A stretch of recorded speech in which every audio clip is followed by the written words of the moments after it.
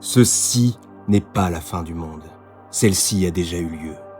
Ceci est ce qu'il reste. Nous, Greyvold et les sans-nom, des créatures cherchant à nous enlever le peu qu'il nous reste. L'air dans nos poumons, la faible lumière dans nos yeux.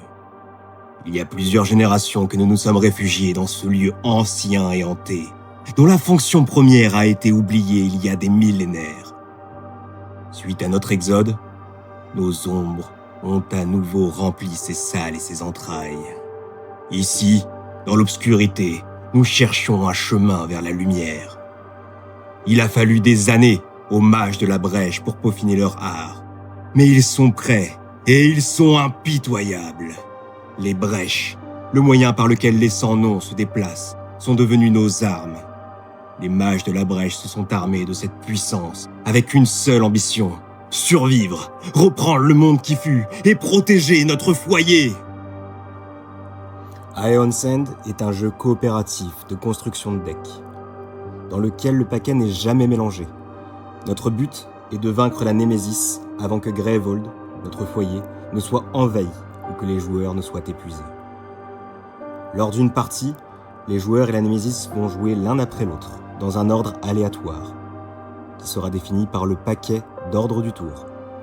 À son tour, un joueur pourra lancer des sorts, acquérir des gemmes, des reliques et des nouveaux sorts de la réserve. Manipuler les brèches et utiliser sa capacité unique. Chaque Némésis est unique et effectue des actions différentes, ce qui nécessite de la part des joueurs d'adapter leur stratégie pour espérer l'emporter. Le plateau de joueurs dispose de 4 emplacements de brèches. Celles-ci permettront aux joueurs de pouvoir lancer ses sorts. Nous disposons également d'un emplacement pour notre pioche et notre défausse. Le numéro du joueur va déterminer quand est-ce qu'il devra jouer. Nous disposons également d'un emplacement pour disposer nos points de vie. Le deck de départ est défini sur le plateau de chaque joueur. Nous disposons d'une main de départ qui représente les 5 premières cartes avec lesquelles nous allons pouvoir jouer notre premier tour, ainsi que la pioche de départ. Nous disposons également d'une capacité spéciale. Une fois que tous les emplacements sont chargés, nous pouvons lancer, quand nous le souhaitons, notre capacité spéciale. Les cartes joueurs seront utilisées par les joueurs pour construire leur deck, dans le but de vaincre la Némésis. Chaque joueur commence la partie avec un deck unique. De nouvelles cartes pourront être acquises depuis les piles de la réserve en dépensant de l'éther. Le coût de chaque carte est indiqué dans le coin supérieur 3. Il existe 3 types de cartes. Les gemmes, qui sont jouées pour gagner de l'éther, qui est la monnaie du jeu. L'éther peut être dépensé pour acquérir de nouvelles cartes, gagner des charges pour la capacité des mages et stabiliser des brèches. Les reliques offrent différents effets instantanés et très utiles. Et les sorts sont la principale manière d'infliger des dégâts à la Némésis et ses serviteurs. Les sorts doivent être préparés sur une brèche. Les brèches sont des tuiles recto-verso utilisées pour préparer et lancer des sorts. Une brèche peut accueillir un seul sort. Pour préparer un sort, le joueur le place de sa main vers une brèche ouverte. Un sort préparé pourra être lancé lors d'un tour suivant en défaussant la carte. Une des faces de la tuile indique que la brèche est ouverte, l'autre indique qu'elle est fermée. Le coup d'ouverture est un coup en éther. Pour ouvrir la brèche, lorsqu'une brèche est ouverte, retournez-la sur sa face ouverte. Une fois ouverte, une brèche le reste jusqu'à la fin de la partie.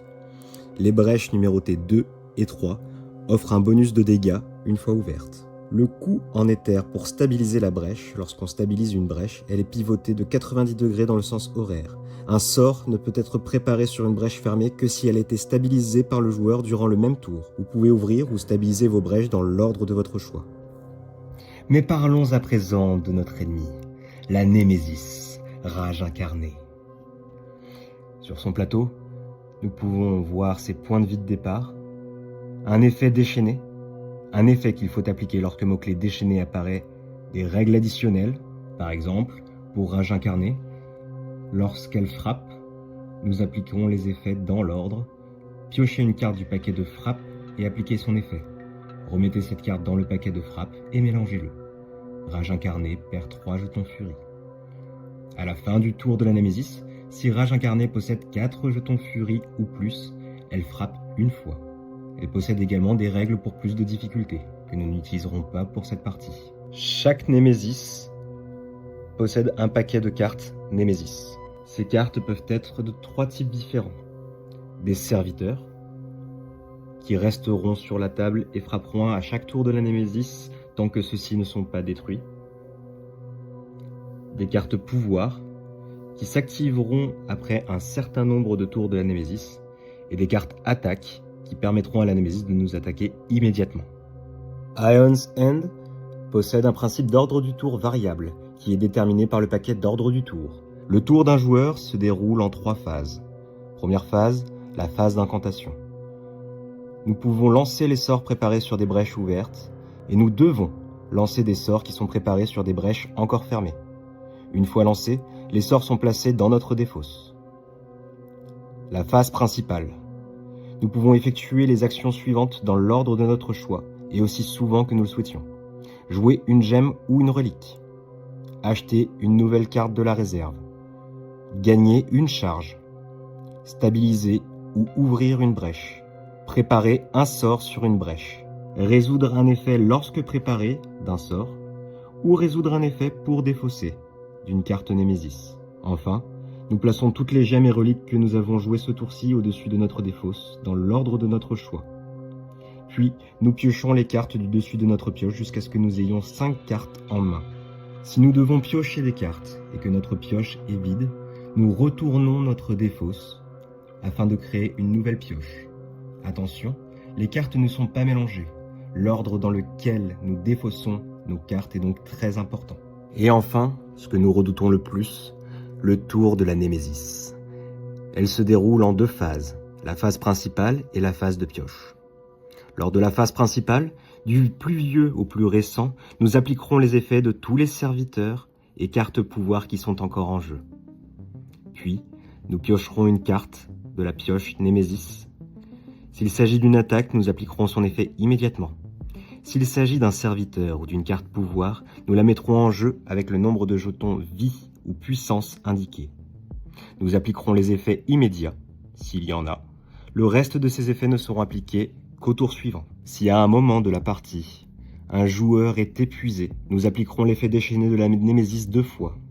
Le joueur épuisé devra détruire une de ces brèches et défausser le sort qui y était préparé, s'il y en a un. Une brèche détruite est remise dans la boîte de jeu. Il n'y a aucun moyen de la récupérer. Les brèches restantes conservent leur position. Le joueur épuisé doit défausser toutes ses charges. Le joueur épuisé continue à participer à la partie comme auparavant avec les exceptions suivantes. Les joueurs épuisés ne peuvent pas gagner de vie. Lorsqu'une carte inflige des dégâts au joueur ayant le moins de points de vie, elle le fait toujours au joueur non épuisé qui a le moins de points de vie. Lorsqu'un joueur épuisé devrait subir des dégâts, c'est Gravehold qui reçoit à la place le double de dégâts. Ceci inclut les dégâts excédentaires qui ont mené à l'épuisement du joueur. Si tous les joueurs se retrouvent épuisés, la partie se termine immédiatement par une défaite. Si à un moment de la partie, Gravehold est épuisé, si Gravehold, notre ville, notre seul refuge, n'a plus assez de points de vie pour survivre, la partie est perdue. Il ne nous reste plus qu'à rentrer au cœur de cette bataille. Installez-vous confortablement et observez ce combat se dérouler sous vos yeux.